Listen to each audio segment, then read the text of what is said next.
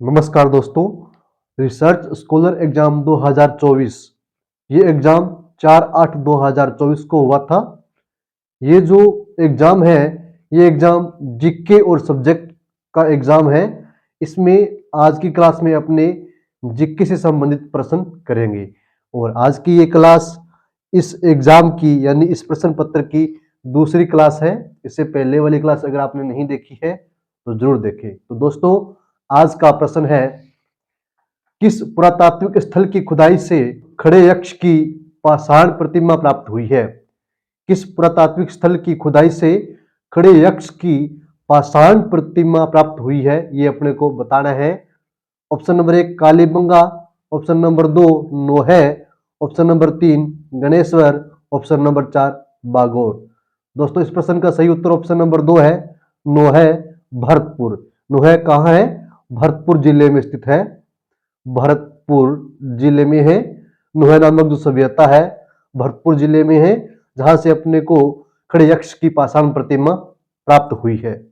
दोस्तों, मैं काफी दिनों से क्लास नहीं लेके आया, काफी दिनों से क्लास नहीं बना पाया, तो इसके लिए मुझे क्षमा करें। मैं घर के कामों में काफी व्यस्त था, जिसके कारण मैं क्लास नहीं बना पाया। दोस्तों, प्रश्न नंबर 13 है, राजस्थान का सबसे पहला समयांकित शीतलेश्वर महादेव मंदिर निम्न में से कहाँ स्थित है? अपने को यह बताना है। ऑप्शन नंबर 1 मारवाड़ में, ऑप्शन नंबर 2 भीलवाड़ा में, ऑप्शन नंबर 3 उदयपुर में, ऑप्शन नंबर 4 झालरापाटन में। दोस्तों, राजस्थान का पहला जो समयांकित शीतलेश्वर महादेव जो मंदिर है वो झालापाटन झालावाड़ में स्थित है। झालरापाटन झालावाड़ जिले में है। झालावाड़, तो झालापाटन कहाँ स्थित है? झालावाड़ में है, जहां राजस्थान का सबसे पहला समयांकित शीतलेश्वर महादेव मंदिर स्थित है। प्रश्न नंबर 14, प्रश्न नंबर 14 है, सूची फर्स्ट को सूची सेकंड से सम्मिलित करें। सूची फर्स्ट को सूची सेकंड से सम्मिलित करें। नीचे दिए गए कूट का उपयोग करके सही उत्तर का चयन करें। एक तरफ सूची फर्स्ट दी गई है, दूसरी तरफ सूची सेकंड दी गई है। इनमें से अपने को मिलान करते हुए सही ऑप्शन का चयन करना है।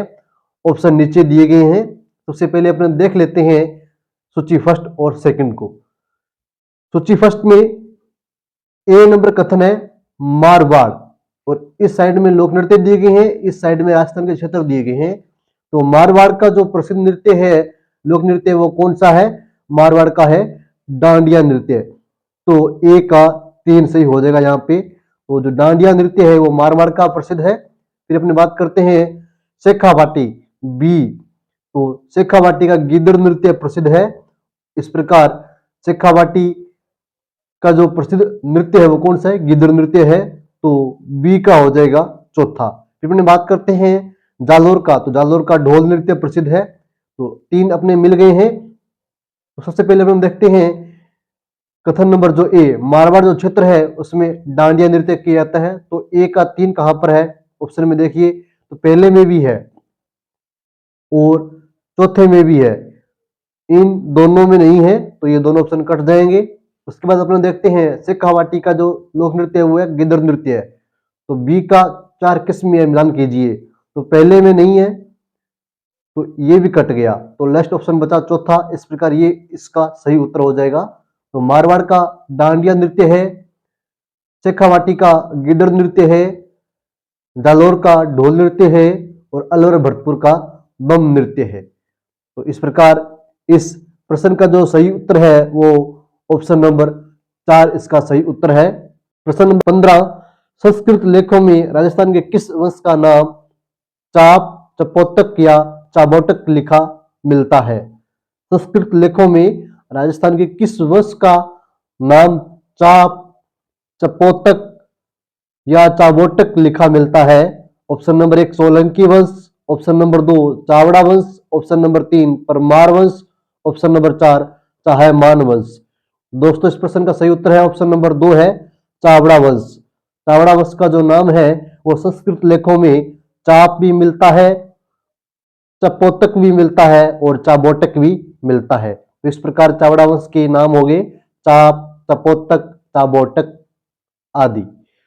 दोस्तों प्रश्न नंबर 16 है, पंचपद्रा पंचपद्रा, सांवरला व कपराना नामक जो खारे पानी के गर्त हैं वो निम्नलिखित में से किस में पाए जाते हैं, ये अपने को बताना है। ऑप्शन नंबर 1 है शेखावाटी बेसिन में, ऑप्शन नंबर 2 लूनी जवाई बेसिन में, ऑप्शन नंबर 3 माही बेसिन में, ऑप्शन नंबर 4 गग्गर बेसिन में। तो दोस्तों इस प्रश्न का सही उत्तर है ऑप्शन नंबर 2 है लूनी जवाई बेसिन। लूनी जवाई बेसिन में पचपद्रा, सांवरला, कपराना व खारे पानी के गर्त पाए जाते हैं। दोस्तों पंचपद्रा नामक जो खारे पानी की झील है वो बाड़मेर जिले में स्थित है, थोड़ा आप ये भी ध्यान रखें। प्रश्न नंबर 17, प्रश्न नंबर 17 है हथमती, मेसवा और याजम किसकी सहायक नदियां हैं। ऑप्शन नंबर 1 लूनी नदी की सहायक नदी, ऑप्शन नंबर 2 साबरमती नदी की सहायक नदी, ऑप्शन नंबर 3 कुठारी नदी की सहायक नदी, ऑप्शन नंबर 4 माही नदी की सहायक नदी। दोस्तों इस प्रश्न का सही उत्तर है ऑप्शन नंबर 2 है साबरमती। हथमती, मेसवा और याजम जो नदियां हैं ये साबरमती नदी की सहायक नदी है। दोस्तों अपने बात करते हैं साबरमती नदी के बारे में, तो जो साबरमती नदी है ये उदयपुर जिले से निकलती है। कहां से निकलती है? उदयपुर जिले से निकलती है। दोस्तों ये राजस्थान की एकमात्र ऐसी नदी है जिस नदी का जो अधिकतम लाभ है वो गुजरात राज्य को होता है। तो साबरमती नदी से सबसे अधिक लाभ किस राज्य को होता है? गुजरात राज्य को होता है। दोस्तों साबरमती जो आश्रम है वो इसी नदी किनारे स्थित है। तो साबरमती नदी का उद्गम तो उदयपुर जिले से होता है और इस नदी का सर्वाधिक लाभ गुजरात राज्य को मिलता है। दोस्तों साबरमती जो नदी है खंबात की खाड़ी में गिरती है। तो खंबात की खाड़ी में गिरने वाली नदी कौन सी है? साबरमती नदी है, खंबात की खाड़ी में गिरने वाली। साबरमती नदी जो है वो खंबात की खाड़ी में जाकर मिलती है। दोस्तों प्रश्न नंबर 18, प्रश्न नंबर 18 है राजस्थान का सेकंड ए कृषि जलवायु प्रदेश निम्नलिखित में से किसे दर्शाता है। ऑप्शन नंबर 1 अर्ध शुष्क पूर्वी मैदान को, ऑप्शन नंबर 2 आर्द्र दक्षिणी मैदान को, ऑप्शन नंबर 3 अंतः प्रवाह शुष्क प्रदेश को, ऑप्शन नंबर 4 शुष्क पश्चिमी मैदान को। दोस्तों इस प्रश्न का सही उत्तर है ऑप्शन नंबर 3 अंतः प्रवाह शुष्क प्रदेश। दोस्तों राजस्थान को 10 कृषि जलवायु प्रदेशों में विभक्त किया गया है। कितने में? 10 कृषि जलवायु में विभक्त किया गया है। जलवायु प्रदेशों में, कृषि जलवायु प्रदेशों में। तो राजस्थान को मुख्यतः 10 कृषि जलवायु प्रदेशों में विभक्त किया गया है, ये आप ध्यान रखें। तो सेकंड ए जो कृषि जलवायु प्रदेश है वह अंतः प्रवाह शुष्क प्रदेश को दर्शाता है। प्रश्न नंबर 19, दोस्तों प्रश्न नंबर 19 है जनगणना 2011 के अनुसार राजस्थान के किस जिले में कार्य सहभागिता दर सर्वाधिक है। ऑप्शन नंबर 1 उदयपुर में, ऑप्शन नंबर 2 जयपुर में, ऑप्शन नंबर 3 अलवर में, ऑप्शन नंबर 4 प्रतापगढ़ में। दोस्तों इस प्रश्न का सही उत्तर है ऑप्शन नंबर 2 है जयपुर में। प्रश्न नंबर 20 निम्न में से कौन सा पर्वत शिखर दक्षिणी अरावली में स्थित है। निम्न में से कौन सा पर्वत शिखर दक्षिणी अरावली में स्थित है, ये अपने को बताना है। Option number 1 Leelagarh, option number 2 Bhangarh, option number 3 Balagarh, option number 4 Raghunathgarh. दोस्तों इस प्रश्न का सही उत्तर है ऑप्शन नंबर 1 लीलागढ़। लीलागढ़ जो पर्वत शिखर है वो दक्षिणी अरावली में स्थित है। दोस्तों अरावली पर्वतीय प्रदेश को मुख्यतः 3 भागों में विभक्त किया गया है। दक्षिणी अरावली पर्वतीय प्रदेश, उसके बाद अपने बात करते हैं मध्य अरावली पर्वतीय प्रदेश, उसके बाद उत्तरी अरावली पर्वतीय प्रदेश। तो इस प्रकार अरावली पर्वतीय प्रदेश को 3 भागों में विभक्त किया गया है, जिनमें से जो लीलागढ़ पर्वत श्रृंखला है ये दक्षिणी अरावली में पाई जाती है। दोस्तों भानगढ़ व रघुनाथगढ़, भानगढ़ व रघुनाथगढ़ जो ये पर्वत श्रृंखलाएं हैं ये उत्तरी अरावली में पाई जाती है। उत्तरी अरावली में, उत्तरी अरावली में। तो उत्तरी अरावली की पर्वत श्रृंखलाएं हैं भानगढ़ व रघुनाथगढ़। दोस्तों प्रश्न नंबर 21 है राजस्थान में खुली बिक्री हेतु अधिकृत बायोडीजल का प्रकार है। Option number 1 B100, option number 2 RJ100, option number 3 BF100, option number 4 R100।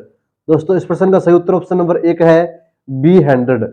B100 जो बायोडीजल है वो राजस्थान में खुली बिक्री हेतु अधिकृत है। तो दोस्तों आज की क्लास में इतना ही।